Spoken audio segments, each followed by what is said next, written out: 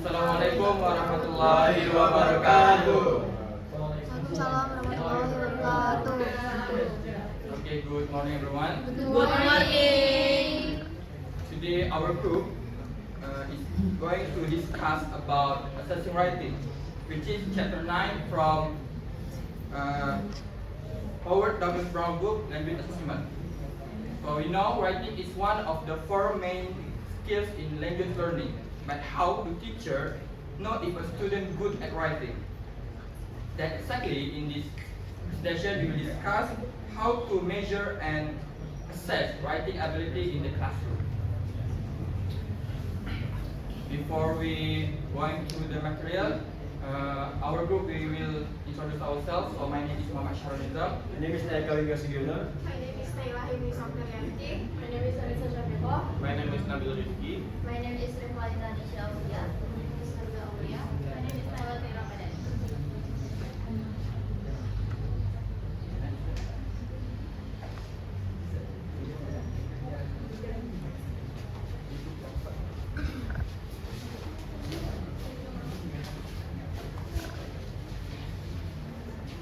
First, we will explain by me. So, first, our first big question is, what kind of writing exists in the real world? Before we assess writing, we need to understand that not all writing is the same. Think about it. A university essay looks very different from a text message to your friend, right? A report is different from a receipt, and a job application letter is different from a diary entry. These different types of writing are called genre. A genre is basically a category or style of writing that follows certain rules and conventions. Genre has its own purpose, its own audience, and its own format. According to Brown, there are three main genres of writing language. The first one is genre academic writing. This is the kind of writing that students and researchers produce in schools and universities. Think about the writing you do in the course right now. Essay, reports, research papers, theses. All of these are examples of academic writing. Academic writing usually has a formal tone. It uses complete sentence, proper grammar, and follows specific format. For example, a research paper needs an introduction, a literature review, a methodology, result, and a conclusion. Why does this matter for assessment? Because when a teacher wants to test academic writing, they need set tasks that match a real convention of academic tasks. Next is genre is job-related writing. This is writing that people use in their workplace or professional work. Imagine you are working at company. Every day you might write emails to your colleagues, memos to your manager, project reports, financial documents, or instruction manuals. All of these are job-related writing. Job-related writing is usually clear, direct, and professional. It focuses on getting the message across efficiently. The audience is usually a colleague, a client, or a name. The audience is usually, for language assessment, a job in writing is especially important for students who are learning English for specific purpose, or we call ESP. For example, this is English for tourism, or English for healthcare. If a student needs to write professional emails in English, then the assessment should test that specific skill, not general essay writing. And the last is personal writing. This is informal writing that people do in their daily life, outside of school or their work. Think about the last thing you wrote for yourself. Maybe a message to a friend, or a social media post, an invitation, or maybe for a girl, a shopping list. All of these count as personal writing. Personal writing is usually casual and informal. There are fewer strict rules. The writer has more freedom to express their personality, feelings, and creativity. Now, you might wonder, do teachers assess personal writing?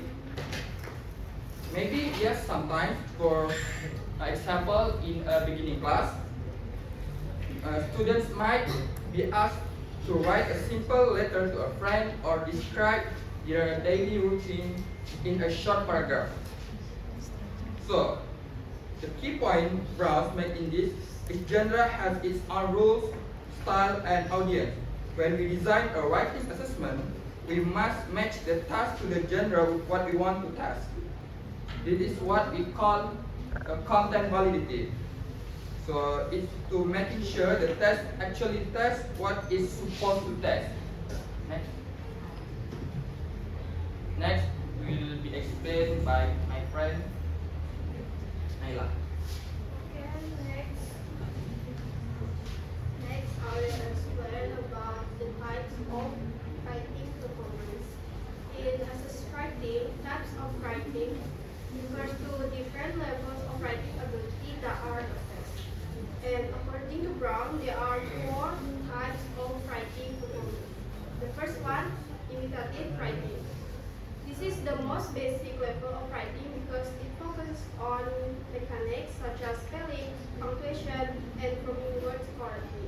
And students usually copy words or sentences, so the main focus is accuracy in form rather than meaning. And the second one is intensive writing, also called control writing. This type focuses on grammar, vocabulary, collocation, and sentence structure. And students may do activities such as sentence transformation, dictation, or sentence completion to show grammatical competence. And the third one, responsive writing. In this type, students begin writing short connect paragraph and expressing their own ideas while still following certain prompts or guidelines. And the focus is not only about grammar, but also meaning and organization. And the last one is extensive writing. And this type involves longer and more complex texts such as essay, report, and thesis. And students need to organize ideas logically, develop argument, and communicate effectively. Next. And next, micro skill and macro skill. This skill describes the important abilities students need in order to produce effective writing. And Brown divides them into micro skill and macro skill.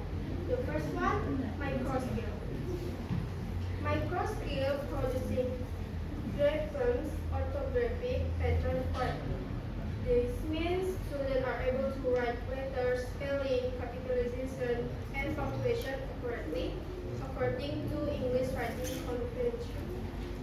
And the second one is producing writing at efficient rate of speed. This means students can write smoothly and fluently without spending too much time thinking about basic writing mechanics. And the third one is using correct word order and correct vocabulary. This means students need to arrange words correctly in sentence and choose appropriate vocabulary so the meaning is clear and understandable. And the fourth one is using grammatically system correctly such as tense, subject verb agreement, pluralization, article, and sentence structure. And this skill helps students produce grammatically accurate sentences. And the fifth one is expressing meaning through different grammatical forms. This means a student can communicate the same idea using different sentence pattern or structure. For example, active and passive voice. And the last micro skill is using cohesive device in written discourse. This includes using conjunction, transition, or linking words such as however, therefore, and because to connect ideas smoothly and make the writing more coherent. And these micro skills are mostly related to imitative and intensive writing because those types focus on spelling, grammar, vocabulary, and sentence accuracy. And next, macro skill. The first macro skill is using rhetorical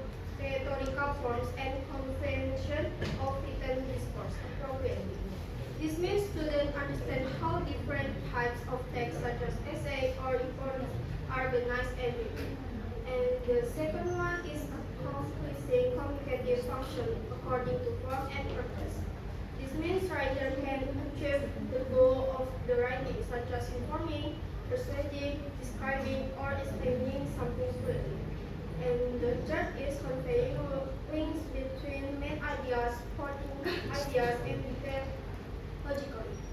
This means students need to organize information clearly so readers can follow the flow of ideas easily.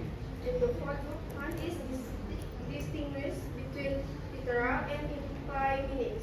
This means students can understand both direct meanings and indirect or implied message in writing.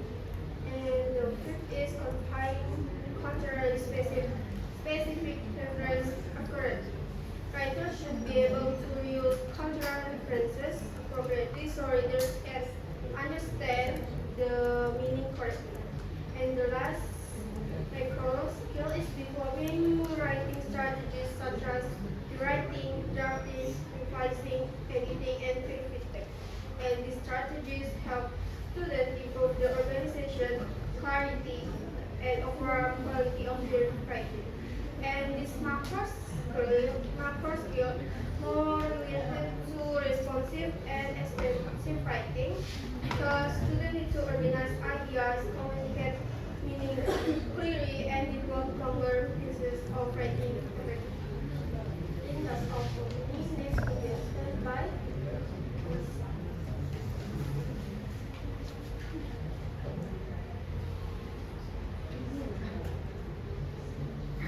Okay, next will be explained by me.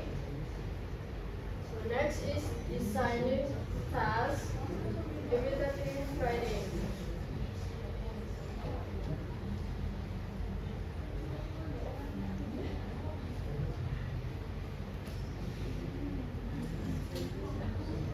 Okay, next is designing tasks, imitative writing. So imitative writing is the most basic level of writing assessment that focuses on students' ability to produce letters, words, punctuation, and simple written forms accurately. First is copying. So students copy letters, words, or sentences exactly as shown to assess handwriting, spelling, and punctuation accuracy. For example, the teacher writes book, so the students must write book too. Second, listening close selection.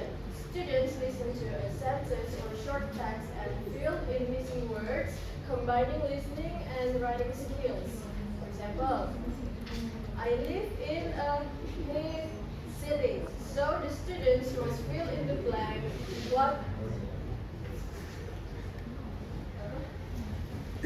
what should fill the blank?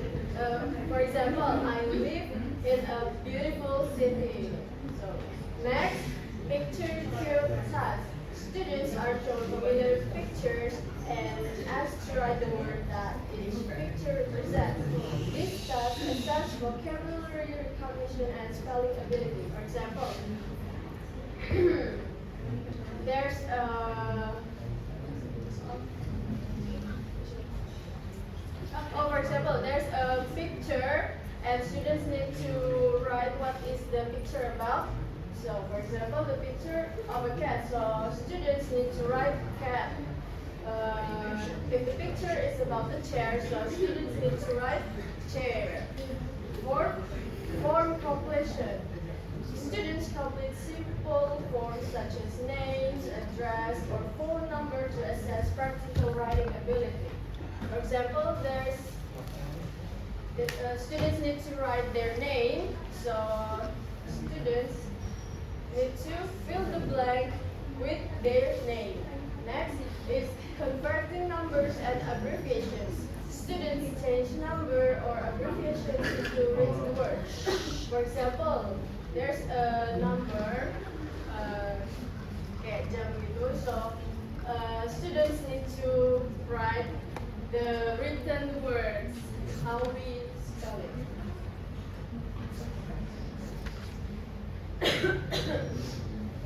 Next is still in imitative writing, but it's about spelling test and assessment focus.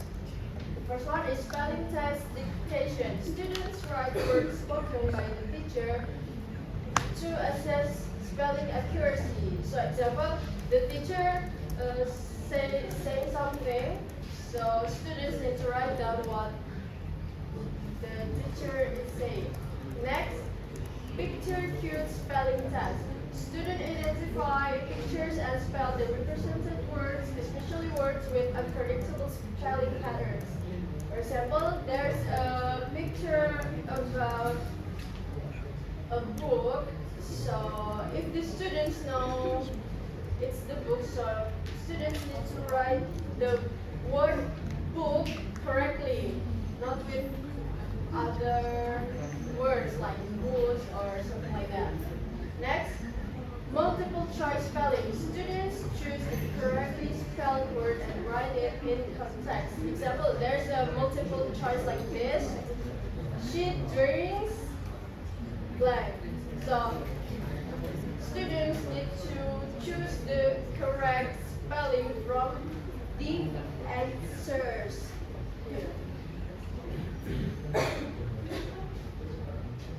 Next is matching phonetic symbols. Students convert phonetic symbols into standard written words to assess phonographic correspondence.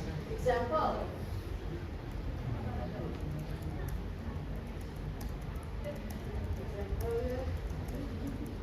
Example, cat, cat. So if the students have a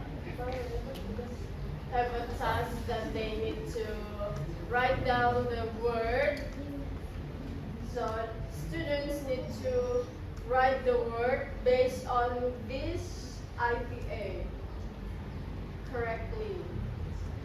Okay, so these assessment focus are handwriting accuracy, spelling competence, punctuation use, sound simple correspondence, and basic writing confections. So that's all from me. Next will be explained by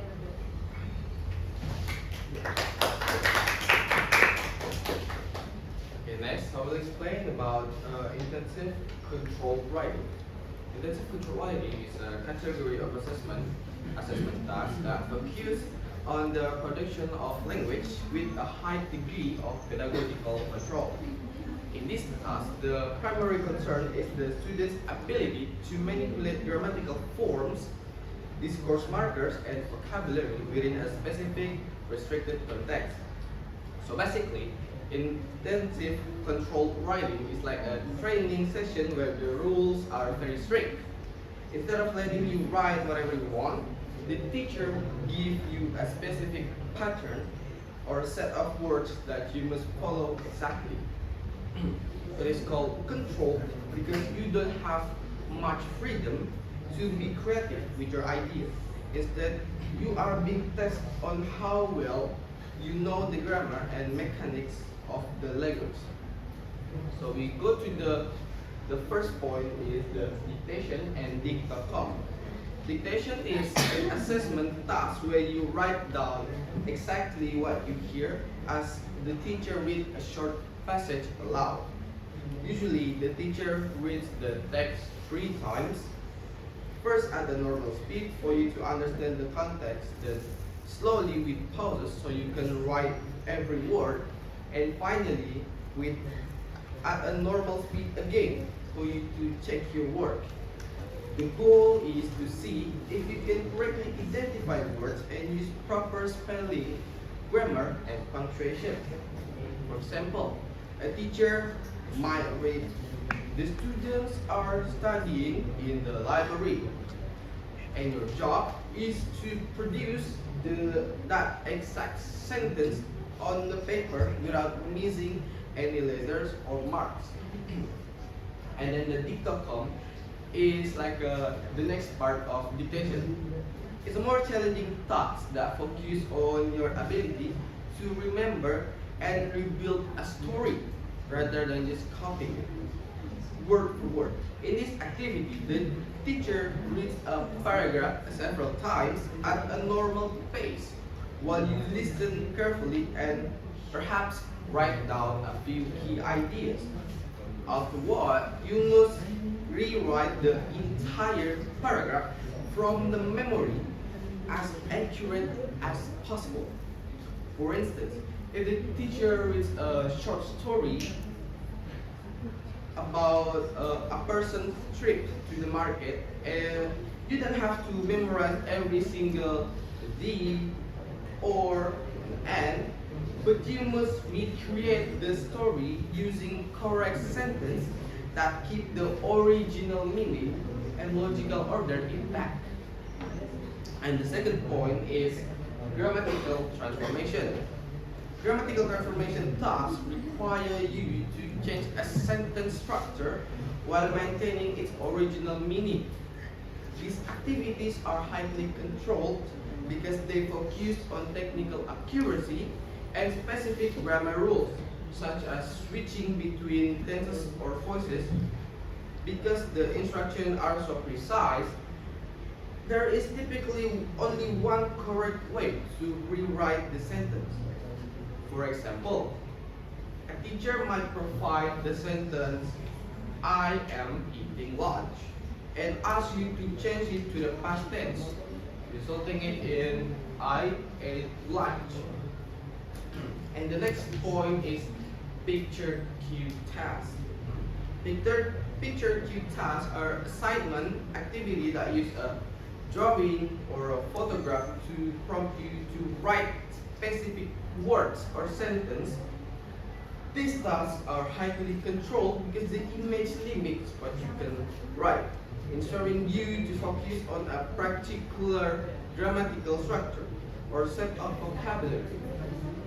They are especially useful for testing whether you can correctly identify object or describe action in a specific tense without the need for translation.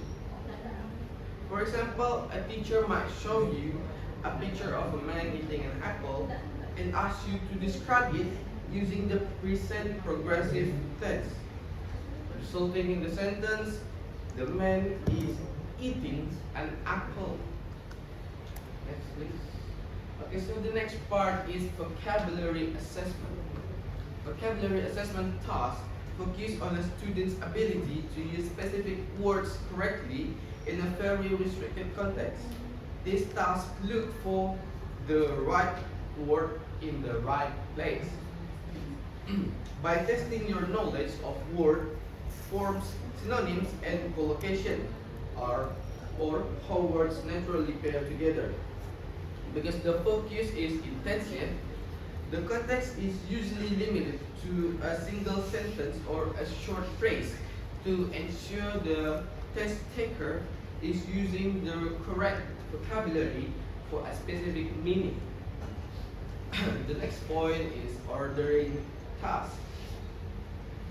So ordering tasks are assessment activities where you are given a set of scrambled words or a sentence and must arrange it into a correct logical sequence. These tasks are like linguistic puzzle.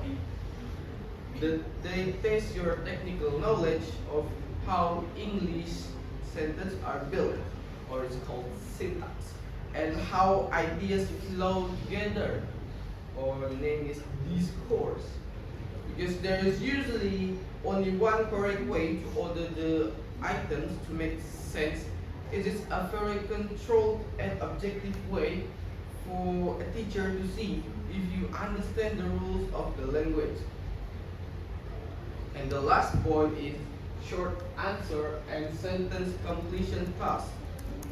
These are intensive writing assessment where the user is given a prompt that require a specific limited response. These are highly controlled because the stimulus or the question or the partial sentence is designed to lead you to a very predictable answer, making it easy for a teacher to check for grammatical or vocabulary accuracy. These tasks are like fill in the blanks or quick fire question tasks. You are writing a full story. You are just finding the missing piece of a puzzle. Because the prompt is so specific, you don't have to guess what the teacher wants. You just need to know the correct words or grammar rule to finish the thought. And I think that's all for me. The next will be explained by group.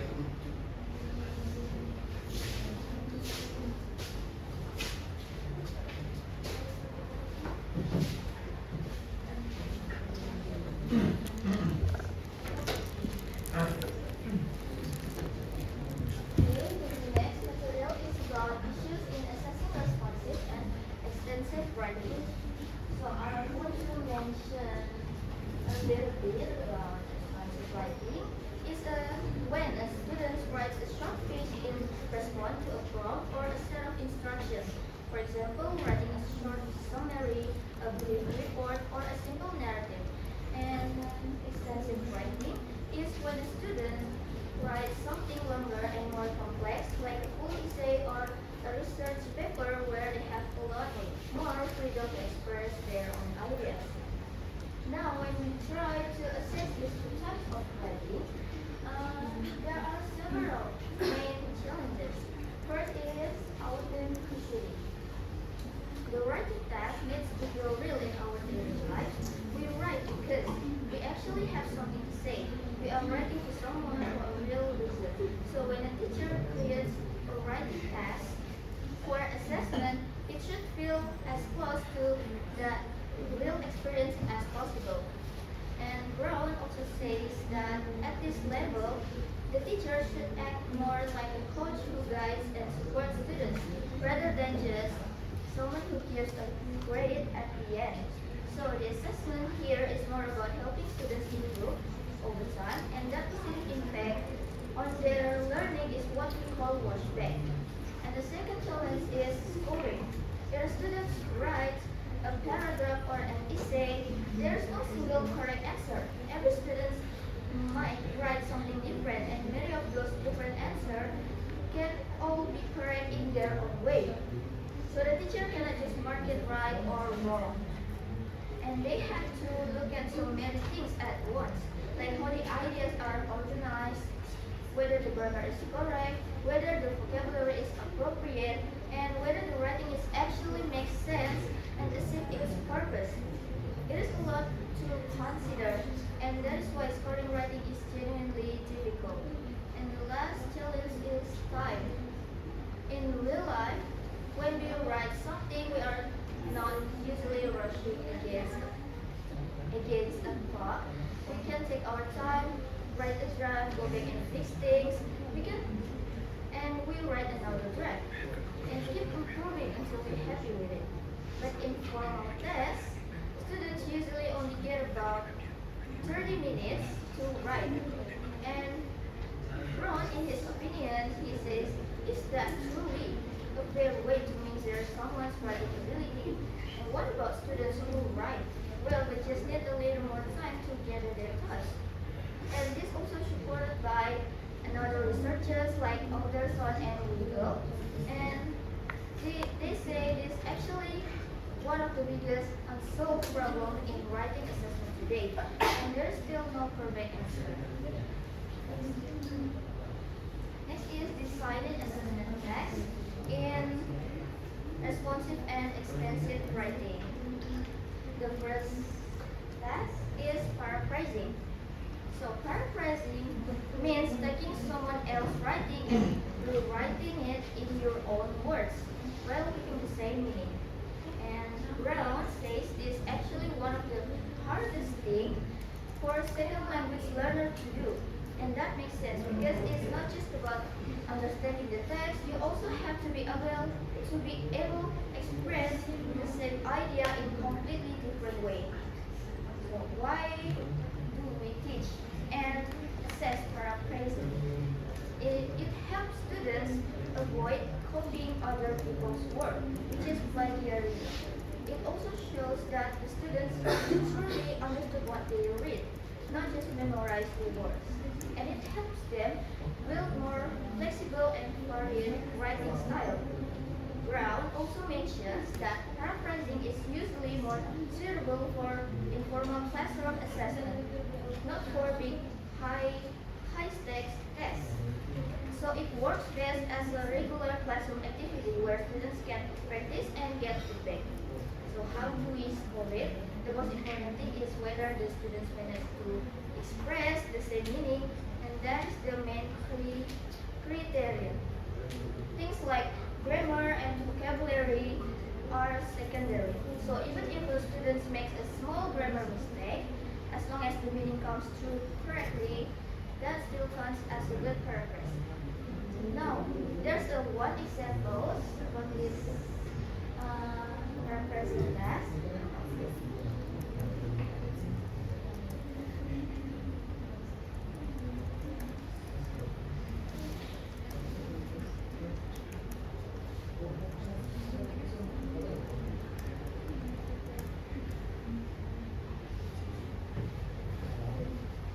So here's one example about paraphrasing class.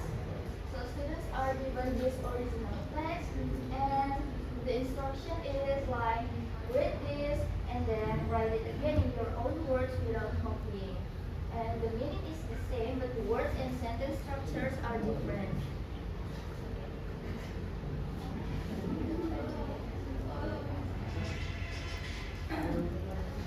Okay, the next is the second test type is guided question and answer.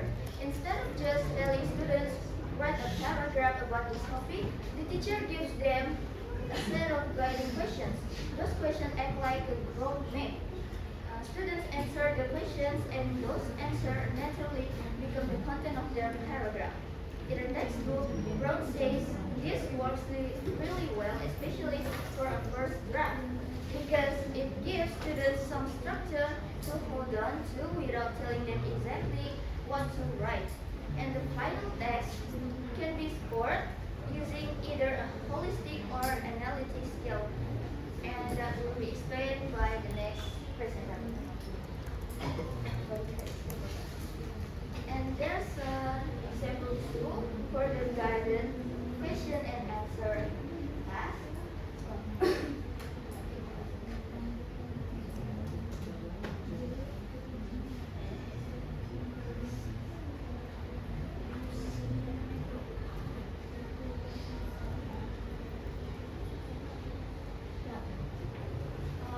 Here's the first example for guided questions and answer class type. This is from the Brown School. So the teacher gives students these guided questions, and after answering all these questions, students use the answer to write a full narrative paragraph. The questions naturally guide students through every important part of the story, from the setting all the way to the lesson or moral at the end. It is a really supportive structure, especially for students who struggle with where to start.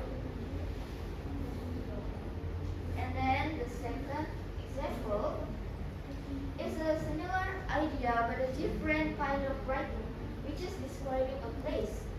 Students are asked like, where is this place? What does it look like? What can people do there? And why is this place special to you? And they answer those questions and then write a descriptive paragraph based on their answers. And this shows that the guided question format is actually very flexible. You can adjust the questions to match whatever genre or topic you are working on in the class.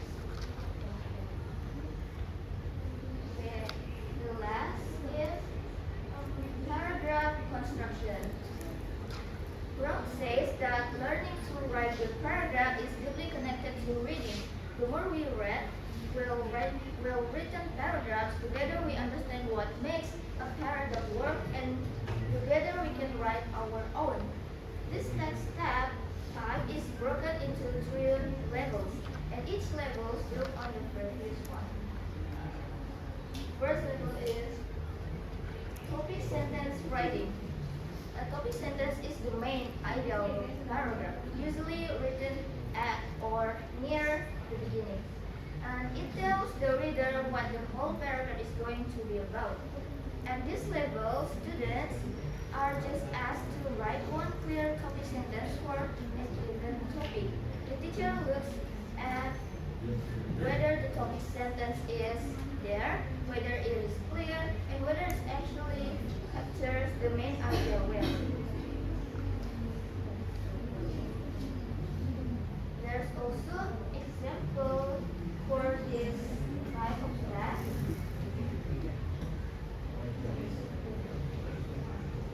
Okay, the for example is on the atas. So students are given the topic, like the importance of learning English in today's world, and then they just need to write one topic sentence. This is simple, clear, and focused example. And then the second is comes from another source, from a paragraph writing worksheet where students are given several different topics and write a topic sentence for each one.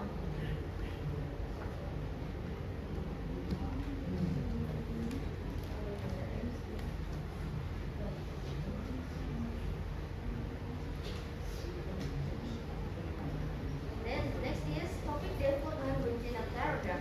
Once students can write a topic sentence, the next step is turning it into a full paragraph.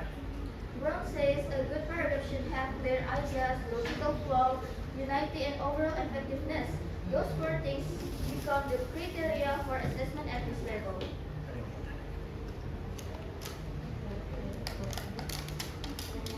Here's the example for paragraph development. First is the first example asks students to take the topic sentence they wrote in level 1 and expand it into a full paragraph of around 8 to 10 sentences with supporting details and a concluding sentence. So they are not just stating an idea anymore, they are actually building and explaining it. And the second example is adapted from Weigell's Assessing Writing book with paragraph development tests that look at how well students can organize and express their idea within one coherent paragraph.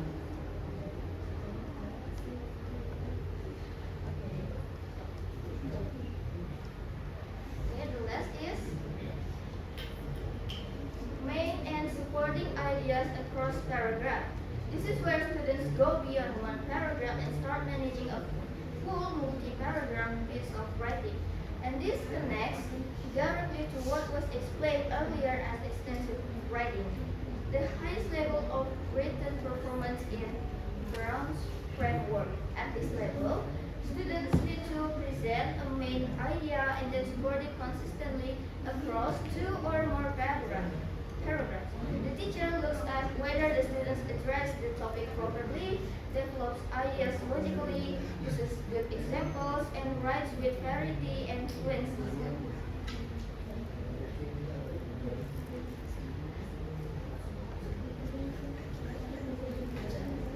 Okay, so here's the first example. It's a multi-paragraph essay task.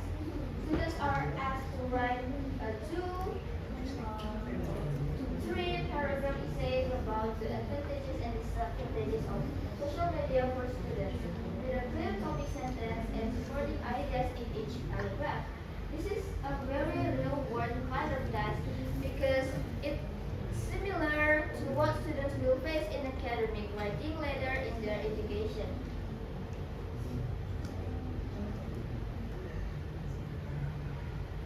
And then here's a second example. It's also from Weigell's book with a similar multi-paragraph essay prompt that tests how well students can connect and develop ideas across a longer page of writing. Okay, maybe that's all for my explaining. The next material will be explained by the next presenter. Okay, so moving on to my part, which you can see here on the slide.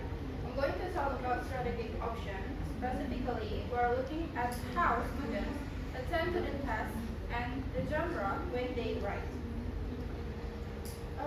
Now, if you look at the subtitle where I mentioned strategies for assessing writing focus on macro skills, basically what Brown is saying in the book is that we need to look at the big picture of how students approach a writing prompt. In Brown's book, these are called macro skills, so we are moving past just grammar that my friend talked about and looking at the overall communication. This means we are not just checking if their verbs are correct, we are checking if they actually understand why they are writing and who they are talking to. Okay, look at the problem part. When do prompts lead to the bad result? Like write about your holiday. So imagine you get comments by your teacher to write something about your holiday without any more explanation.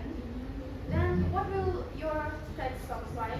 It might be you might be confused because you don't know which type of text will be in your text. First off, the solution, attending to tests. What exactly should they do? We have attending tests. This is basically the work of the assessment. Brown really emphasizes that teachers need to give clear directives here. Like, here's a common issue.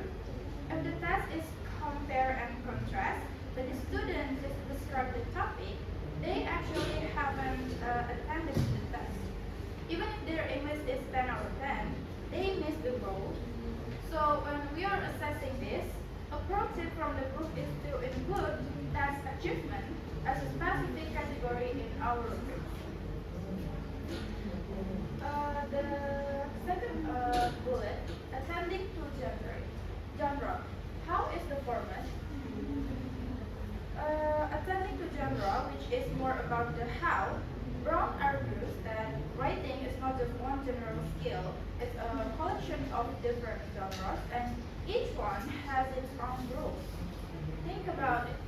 You will not grade a personal DM to a friend the same way you would grade an academic essay.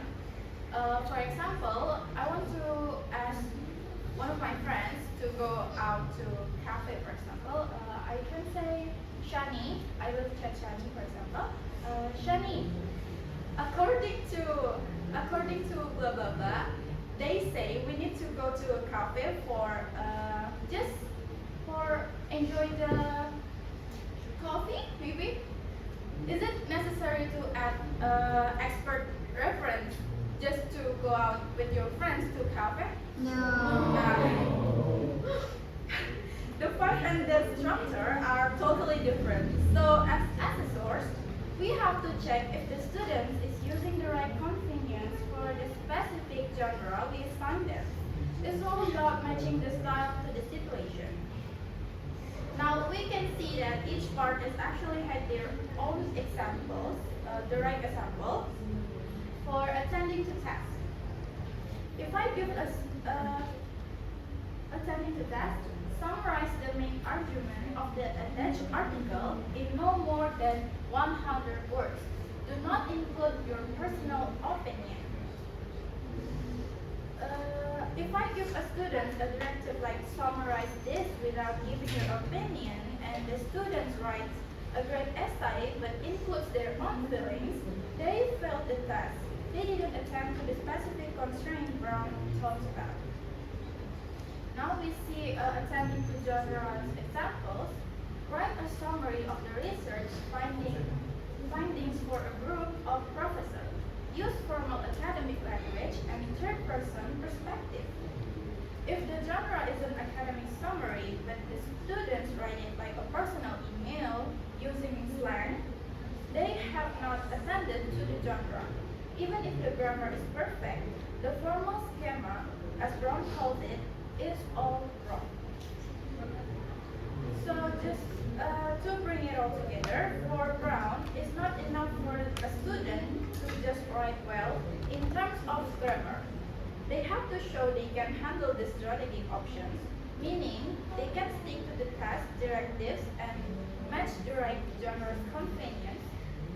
If they can do that, they are showing real mastery of those macro skills we talk about. Now that we have looked at how we design this test, Nabila is going to take it a step further. She's going to talk about the test of written English and how these concepts are actually applied in a major standardized assessment.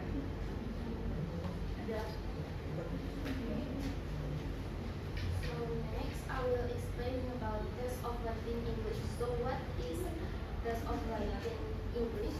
Test of writing English was a writing section in TOEFL test that was used to assess learners' academic writing ability. So in this test, students were required to write an essay based on a given topic or form.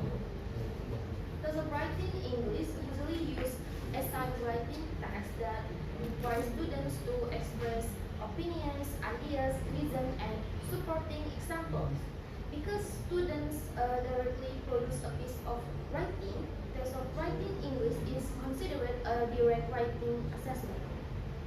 According to Brown, test of writing English can be categorized as responsive and extensive reading because students respond to a prompt or opinion. Is it considered extensive writing because students can develop a complete essay with a clear organization such as introduction, body, and conclusion. The prompt in test of writing English are commonly about opinion or argumentative essay. For example, students may be asked whether they agree or disagree with a statement and then support their opinion using reason and example. One of the prompts in here say, do you agree or disagree that teachers should make learning enjoyable and fun? Use reason and specific example to support your opinion. So in assessing this essay, test of writing English commonly use holistic scoring, where the essay is evaluated based on the overall quality and effectiveness of communication. Okay, next is holistic scoring and primary term scoring. So holistic scoring is a method of scoring writing based on the overall quality of the text. So in this method, the reader reads the entire essay and they will give one overall score. Holistic scoring focuses on the essay as a whole and combines all the aspects of writing into one score. The aspect considered organization, grammar, vocabulary, coherence, clarity, and development of ideas. This scoring method is fast and practical, so it is commonly used in large-scale writing tests like test of writing English. The advantage of holistic scoring are that it is efficient, practical, and focused on overall communication effectiveness. However, it is also has some disadvantage. It can be subjective because different readers may give different scores and it provides a limited detailed feedback. For primary trait scoring is a scoring method that focuses on one specific figure or the main objective of a writing text. The focus of the assignment depends on the purpose of the text, such as persuasion, clarity of instruction, description, and argumentation. The advantage of primary trait scoring are that it is more specific, task-oriented, and useful for evaluating particular writing skill. However, it mainly focuses on one trait, so other writing aspects may receive less attention. So the main difference between between holistic scoring and primary term scoring is that holistic scoring evaluates the overall quality of insight, while primary term scoring focuses on one main objective or specific trait of the task. So here are the example of holistic scoring and primary term scoring. So for holistic scoring, the writing task asks the student whether they agree or disagree that teachers should make learning enjoyable and fun. So in the students respond, the students explain the opinion clearly and give supporting example. And the essay is organized well and the communication is effective. Although there are some minor grammar mistakes. So in holistic scoring, the reader evaluates the essay as a whole. Therefore, the essay can still receive a good score, such as 5 out of 6, because the overall quality of the writing is effective. On the other hand, in primary term scoring, the main focus is the student's ability to support and defend an opinion using reasons and examples. So the evaluation focuses on whether the argument is convincing, whether the reasons support the opinion, and whether the examples are relevant. So in primary term scoring, the most important thing is whether the student successfully develop and support the main idea, not only grammatical accuracy. So next will be explained by Maya. So Brown and Bailey designed this scale in 1984 with 5 categories, each worth to 20 points, totaling 100. And for each category, there are 5 descriptions level, giving you 25 descriptions total. Let me walk through each one with concrete examples so it's clear what each level actually looks like. Okay. At the excellent level, the essay opens with something like, for example, as technology continues to reshape education, online learning has emerged as both an opportunity and a challenge for students worldwide. So that academic context, from thesis, each paragraph develops one idea, transitions like furthermore and in contrast, guide the reader, and the conclusion brings everything together logically. And in adequate level, there is an introduction and conclusion, but the introduction just says, I will talk about online learning in this essay. It's like that. So, to folk and some paragraphs appear in the wrong order, and transitions are occasionally missing. And at the unacceptable level, the essay just jumps straight into, like, for example, online learning is good, also it is bad. And people use it. No title, no introduction, no conclusion, no logical order, and the reader has no idea what the writer is arguing. And in the logical development of ideas, its content, at the excellent level, the students argue a clear position and backs it up with specific evidence. For example, like according to UNESCO, in 2021, over 1.5 billion students were affected by school closures, making online platforms the only viable alternative. And every paragraph supports the thesis, nothing irrelevant. And at the adequate level, the essay makes some good points, but then suddenly includes a paragraph like their own personal experience at a traditional school that has nothing to do with the argument. Points are stated but not developed with any evidence. At the unacceptable Suka Anda arahkan, itu kan dulu atasnya analytic scoring. Sebelah kiri ada penjelasan tuh. Oh, What is analytic scoring for writing? And then, can you show us among organization, logical development of ideas, grammar, and that reflect the analytical scoring. The analytic scoring.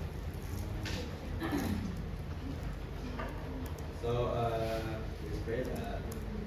Analytic scoring breaks the essay into separate categories. Maksudnya yang mana? What do you mean by separating categories? Oh, it's like Apa yang maksud dengan categories? categories is like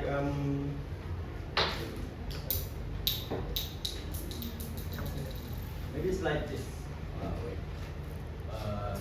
Di situ aja, di situ aja ada nggak nampak kategorinya di slide itu?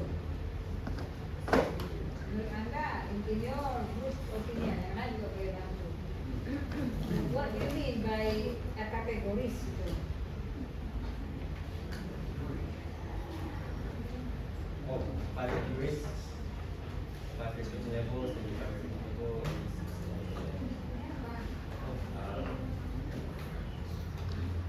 A category is like organization first, logical development, ideas, content.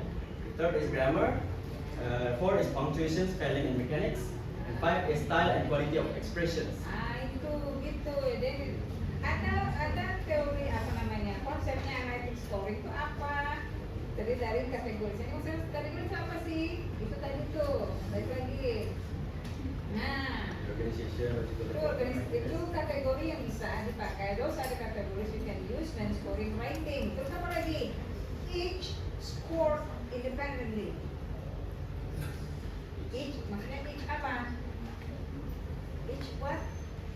Each category can be scored independently.